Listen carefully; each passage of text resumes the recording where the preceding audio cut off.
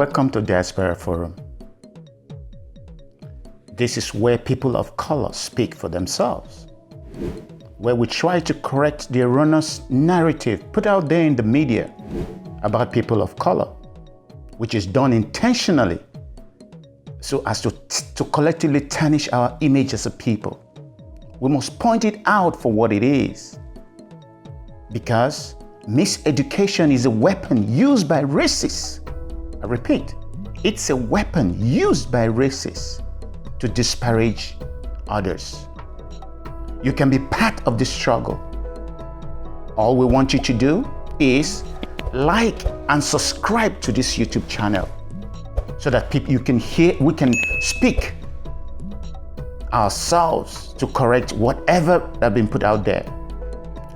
Today's topic is a very sober one. It's somber, really. So I will start with an appropriate proverb. And it says, look, if you look at it on the screen, you see it. 3 kinds of people die poor: those who divorce, those who incur debt, and those who move around too much. This is a Senegalese proverb that if we think closely, we'll see how it relates to today's topic, which is divorces in diaspora. Why? And its consequences on our people. For full disclosure, please, I'm a divorcee, so I'm part of the unfortunate statistic. So I'm speaking from experience. Like I said, this is just a discussion. These are not facts. If they don't relate to you, forget about it. But maybe some of the elements discussed here might relate to you, and therefore we have to do something as a people to correct this anomaly. Yes, it's an anomaly because of the high rate of divorces amongst African immigrants in diaspora. It's really destroying us as a people and culture, regardless of all of our achievements.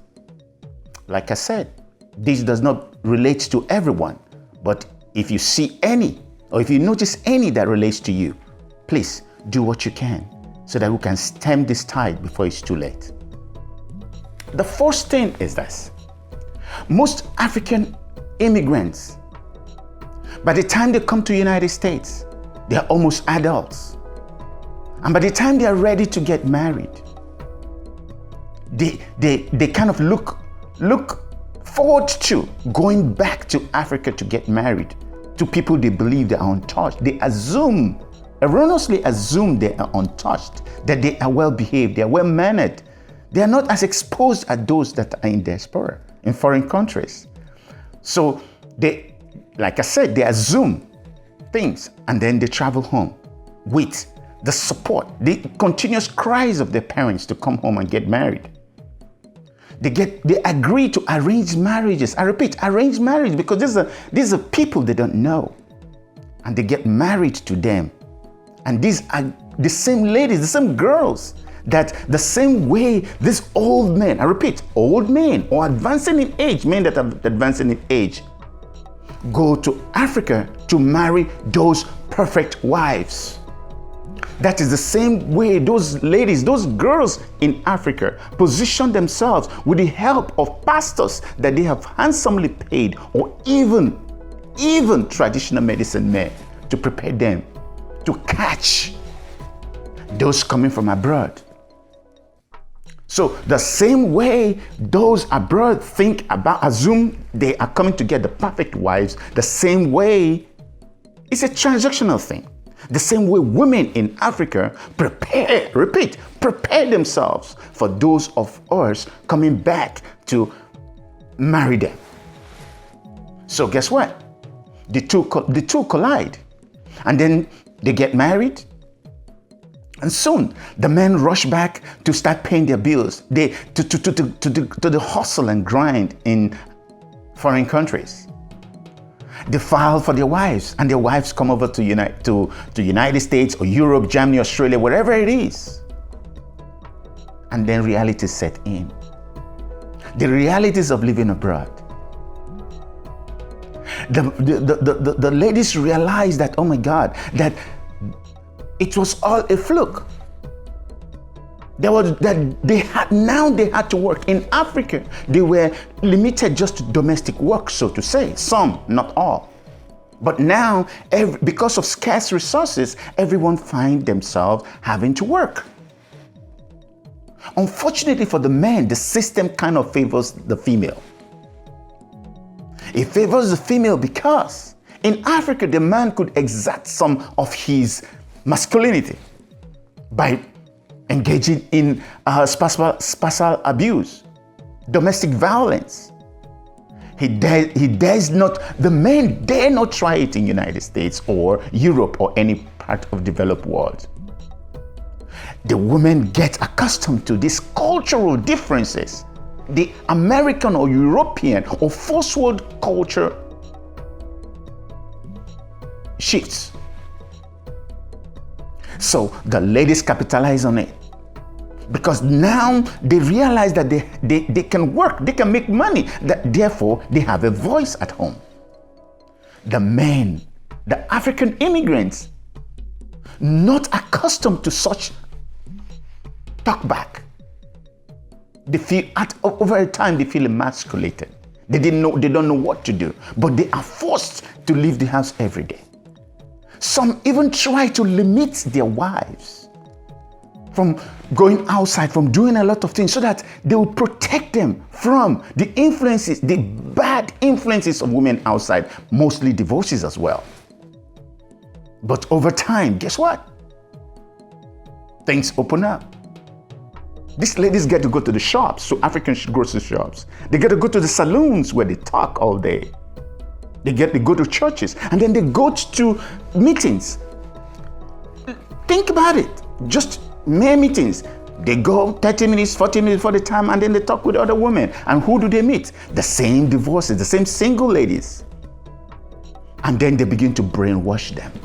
They begin to tell them of what they can do to better themselves. They paint the picture so beautiful outside.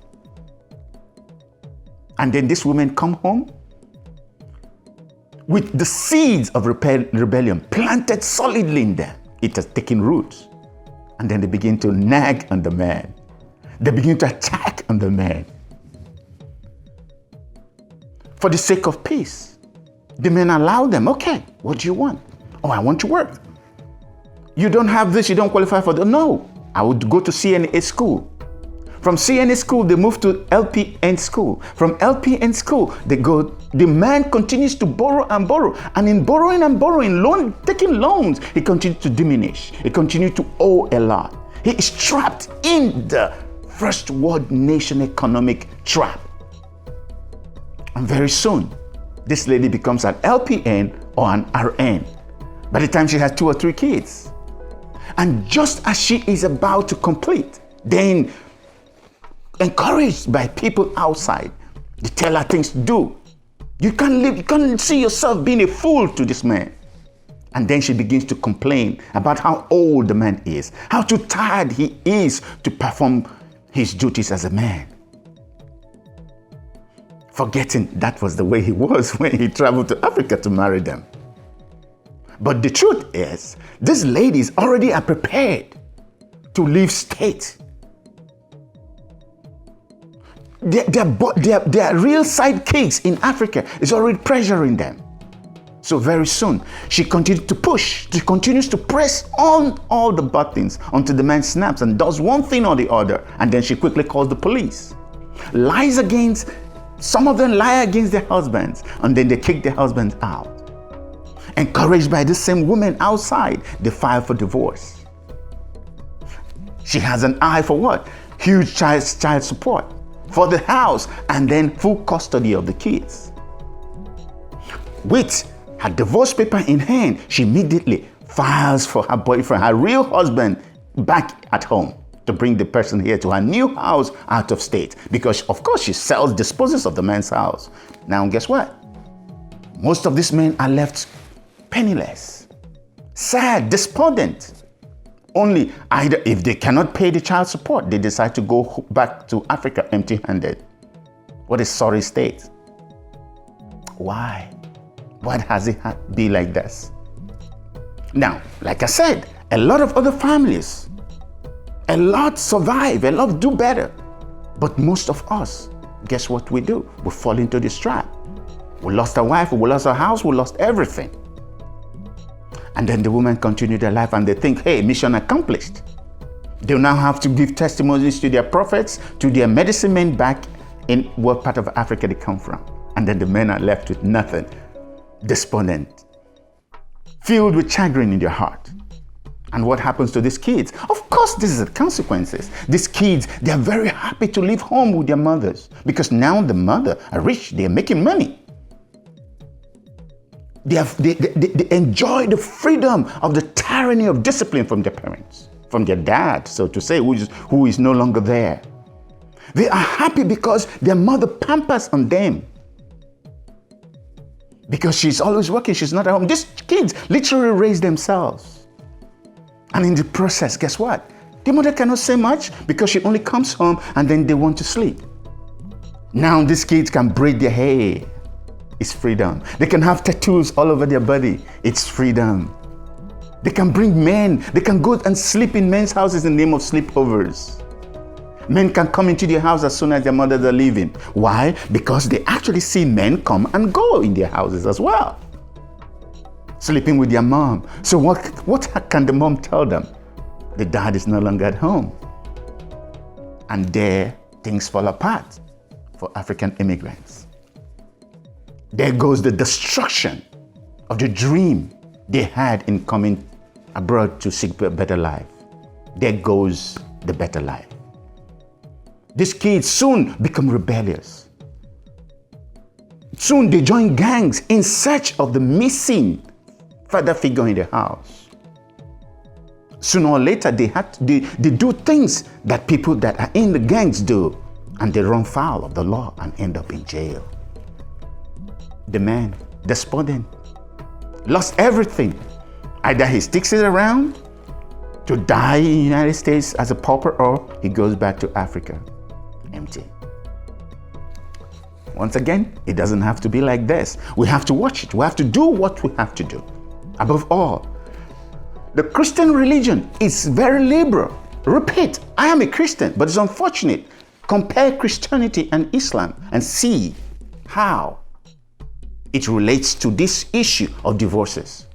Why do we support divorces?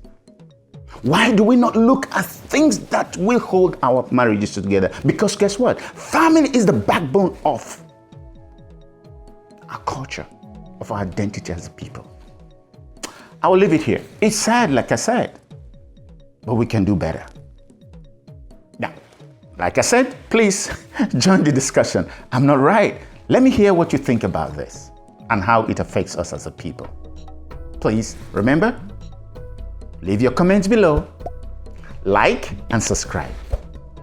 Then the next thing is this. We'll go to shout-outs of the day. The first person we'll give a shout-out for the day is we go to Abuja, Nigeria. His name is Major General Victor Okudili Ezugu. Please look at him. Yes, a Major General. Major General Victor Okudili Ezugu is the current Director General Defense Industries Corporation of Nigeria. As head of DICON, he guided a team of Nigerian engineers for conceptualization, design, and production of the new Nigerian Army Mine Resistance Anti-Ambush Vehicle, that is the MRAV. I used something like this too when I was in Iraq. It is said to have been produced with over 70% local material and home-based engineers.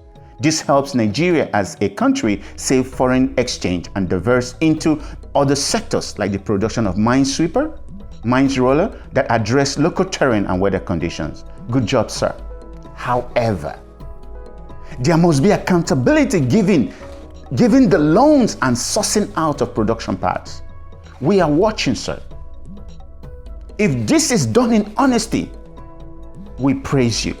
But if this is a ploy to take loans, to take $1 billion loan to produce $100 million worth of equipment for the future to pay, we are against it. But if it is for better, for good, please, we praise you, sir. This should not go the way other grand announcements only to die with your exit. Please make sure this will be your legacy. Major General Ezugwu, please make sure this is true. The real shout out will come after your exit, after you've left government and we continue to produce MRAPs in Nigeria. Thank you. The next person, again, we'll go back to Nnewi, Nigeria. This young man, Mr. Innocent Chukwuma of Innocent Motors, please look at him. Look at the vehicle he produces at Nnewi Place. Mr. Innocent Ife Diaso Chukwuma is CEO of Innocent Vehicle Manufacturing, Nigeria's first indigenous automobile manufacturing company.